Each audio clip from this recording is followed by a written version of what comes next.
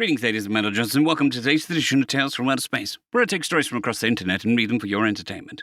This particular story is called Proportional Consequence, written by WritingDrakon. A Vox officer clambered over the bulkhead door into the Situation Room, holding up a Vox transcript. "Sir, Admiral G just reported in. Seems the idiots actually tried it. Operation clear to go." The officer saluted, handing it over. The aging Vice Admiral opened it up, humming as he read it over, chuckling. "Well done. You know what to do, boys. Let's show them how we in the Silent Service get things done," he said, a devious glint in his eye as he got up, folding up the paper and placing it in his pocket. "Sir, yes, sir," echoed out through the ship. Even as the ship herself let out an echoing, quiet laugh, her engine ring glowing as she pushed herself forward.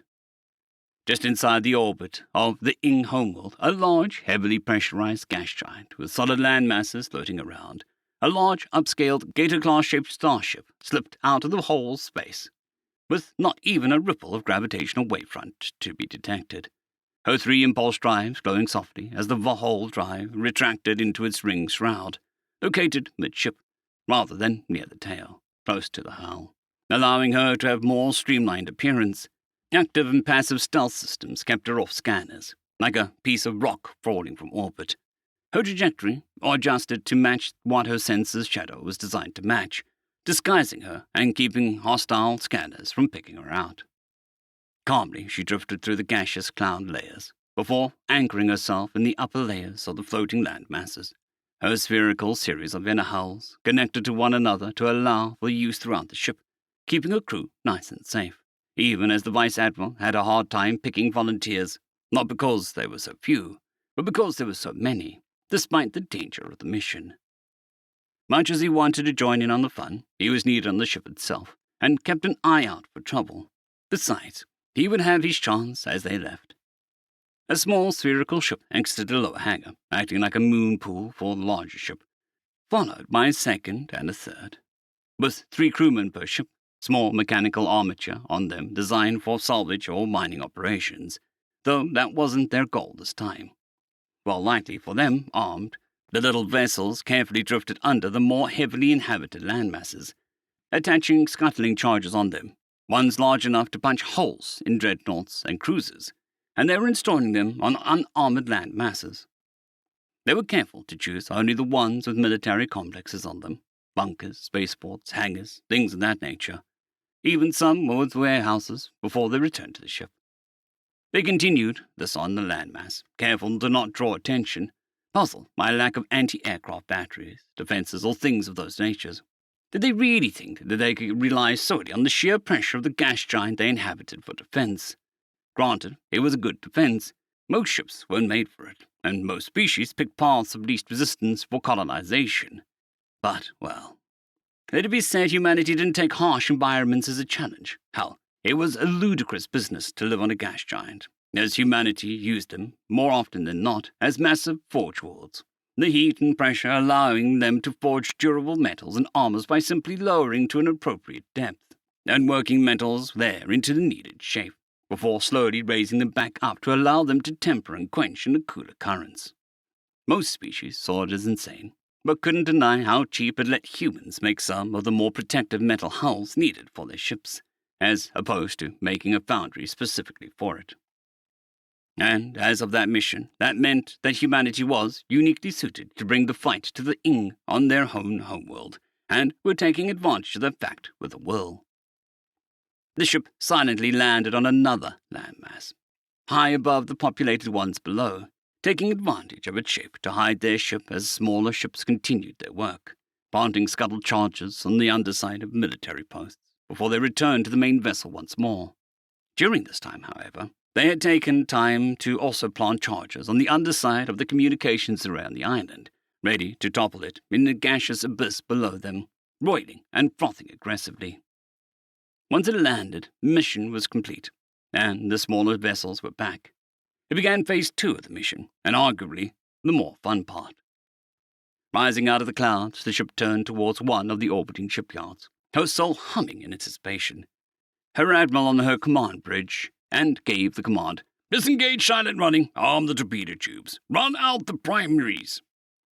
In that moment, she ceased to be a simple rock on the Ing sensor relays, alarm screaming all through the station as her engines blazed to full power, pushing her towards the enemy station.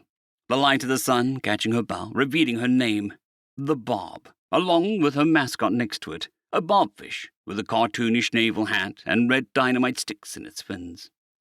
Her sides popped open a little, barrels extended as her armor plates pushed outwards, revealing to be the tops of shrouded turrets, as the top of her slowly moved up, revealing a large forward cannon, while a similar one pushed out the top and bottom sections just behind the ball ring, aimed in reverse, if smaller. Sections by her conning tower opened up, revealing missile arrays, while her 4 large torpedo tubes opened up, aimed directly at the Ing shipyard. AA turrets unfolded out of additional parts of her hull on her side, twisting, hunting for fighters and small craft. Already panicking about the hostile warship suddenly on sensors behind their station, their defense force scrambled to ready positions, pouring out of the station in a blind panic, only for the Bob to use them for target practice. Her missile arrays screamed, releasing a swarm of missiles, arching, turning, and adjusting their arm to smaller vessels, hissing towards them like snakes, weaving side to side, slamming into them before small ships could safely get away from their allies to deploy countermeasures. The station itself slowly tried to spin around to get its main cannon in a good firing position, even as the Bob fired 2 large torpedoes into the black. Moments after they left the vessel, their hybrid rocket motors ignited, burning a bright, specially designed mix that bathed the Bob harmlessly in fire as they raced towards the shipyard, before splitting it in half, the lower half of the torpedoes splitting into more pieces, revealing hundreds of smaller missiles. And even the housing of the hundreds of smaller missiles kept burning towards the station, acting like chaff, filling the sensors of the shipyards with signatures, all racing towards the station. The forward half of the torpedoes igniting the hybrid motors, continuing their increasing speed. The Ing's ADS systems blazed, trying to destroy as many of the missiles as it could, but there were so many they couldn't get them all, and in fact, many missiles targeted them, destroying them, clearing the path for the larger torpedoes, allowing them to impact the shipyard and detonate, engulfing the station in nuclear fire, scattering half-built ships, complete ships, debris and station arms in every direction. Just as the fragmented remains of the fleet that had tried to attack New Terra dropped in to discover the burning remains of their station, and the hungry silhouette of Bob against their homeworld, her cannons being brought to bear on them. "Sir, new contacts on sensors. Looks like the leftovers arrived," one of the crews said, as the Admiral chuckled. "Good to hear they left us a few snacks. All right, boys, just how we used to. Full ahead," he said, feeding his possessive girl smirking as she snarled. How true the old superstitions were, afraid she would come back to cause havoc. He slowly settled into his chair, leaning back as the crew all synced with their vessel, settling into her protective embrace, even as her impulse drive screamed. Cannon crews worked in sync, loading shells as fast as she could fire them. The Bob shuddering as 5 of her cannons barked, the main forward cannon and 4 turret cannons, shells impacting and shattering the gouged, charred hulls, breaking up massive ships as she charged forward. The moment she was amongst the enemy vessels, her ADS system lit up, flashing out as they shelled the cruisers and destroyers, her RCS impulse engines twisting her out of the way of enemy weapons, her shield shrugging off the other shots, even as her missile bays gushed out more missiles, freshly loaded into tubes by her crews with startling efficiency. Her crew bared their teeth as the enemy fleet attempted to ram her, only to slam into one another as she outflew them, her rear-facing cannons opening fire, propelling her forward a little as the 2 smaller cannons spat out HE shells, detonating inside the enemy vessel hulls and blowing them apart again. The Bob threw herself around, burning retrograde, bearing down on the largest vessel in the enemy fleet, snarling hungrily as she felt all 4 of her torpedo tubes getting loaded up with their special surprise. Her sensor crews scanning for active weapon systems in the remains of the station, the enemy vessels, looking for movement, electricity, anything. Her ADS searching for new, weakened targets like vultures. Before the Ing vessel had a moment to get their bearing, the planet behind the Bob lit up like a fireworks show. All of the scuttling charges set off and went off in unison. An unintended side effect, however, was that the atmosphere of the gas giant was, apparently, highly unstable, and acted like a localized air fuel explosive, detonating massive continent-sized areas as the charges went off. not just scuttling the islands, but blowing them to pieces, sending the surrounding islands flying away in the concussive blast. Rings of fire visible from orbit from the various epicenters, making the barb look more horrifying than before. Granted, it wasn't very much, considering the sheer size of the planet, but the destruction was all visible from the low orbit they were in, and it practically covered the immediate area that was visible. And then she fired, spitting 4 torpedoes out, 2 of them rocketing forward faster, being shorter, detonating halfway between the barb and the ink vessel, releasing fire and chaff, blocking sensors. This allowed her to engage her volt engine as she dove into the fireball behind the torpedoes, using it to disguise her push into vault space.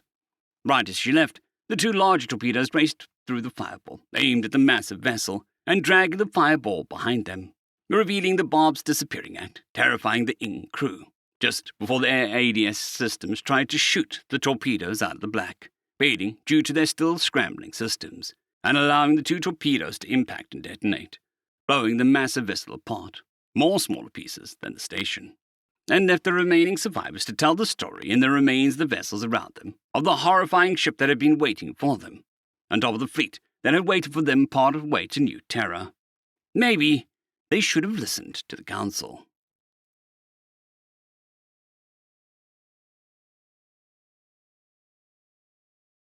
I'd greatly like to thank our Tier 5 channel members, Caspar Arnholtz, John Creighton, Manatharia, 050, Dragzoon WRE, and Elijah Silvercross. Thank you very much.